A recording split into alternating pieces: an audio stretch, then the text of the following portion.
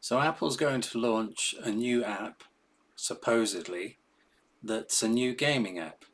But we kind of already have that with Apple Arcade. The difference apparently being is that with the new app, they can add sort of editorial bits and bobs, more information, make it sort of more of a place for people to gather as gamers and so on.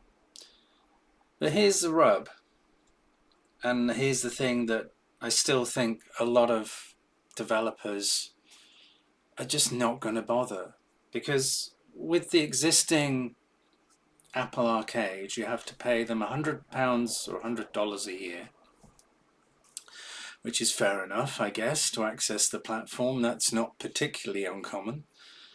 But the thing that is that Apple want 30% still. So if you're developing a game, and games, as we know, cost millions and millions, tens of millions of dollars, pounds to develop and make. Even relatively simple ones nowadays are hugely expensive enterprises. You're not then going to give Apple, just for the pleasure of having it on their platform, 30% of the retail sale. That's an extortionate amount, just to be on that platform, just to access things like, I don't know, gamer tags with Apple and so on, like you do with Apple Arcade. So it's a real, I can't see developers doing that. They're going to have to make that far more attractive.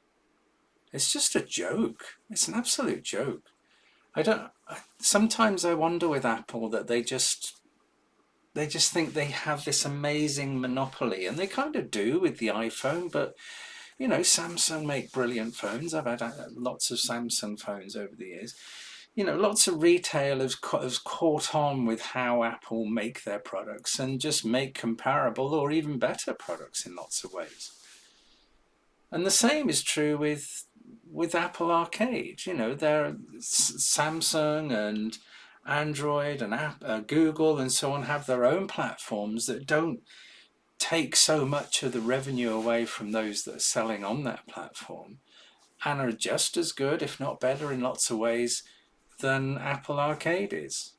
But Apple seem to believe that they have this amazing platform, this unique selling point where what you're accessing isn't available anywhere else. And it's kind of this Apple blindness where all they're doing is basically copying what else is out there and then renaming it something Apple-esque again, and believing that's enough, people will flock to it. And because hundreds of millions of people have iPhones, you know, it'll probably make them a few quid. It'll probably make them a lot of money. But as developers, I can't see anyone wanting to be on that platform and give 30%.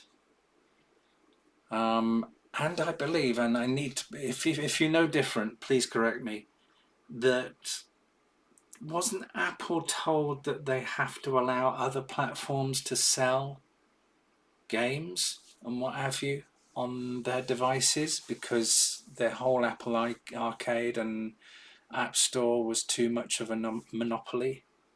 Was that a thing? Am I just imagining that? I believe it was. But if that's the case, just go to another platform. Plenty of them.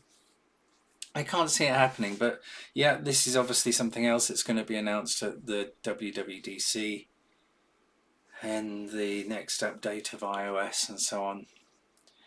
And it'll all be the same usual bollocks with some unique game that's been ported over. You know the thing. You know how it goes. But yeah, just thought it was interesting. I can't see it. You know, it will work because it's Apple and they got just a shit ton of money and a massive installer base. It just will work, you know, because they're going to use it to replace Apple Arcade. So, but giving 30% of the sale of each game to Apple, that's a joke. Absolute joke. Let me know your thoughts.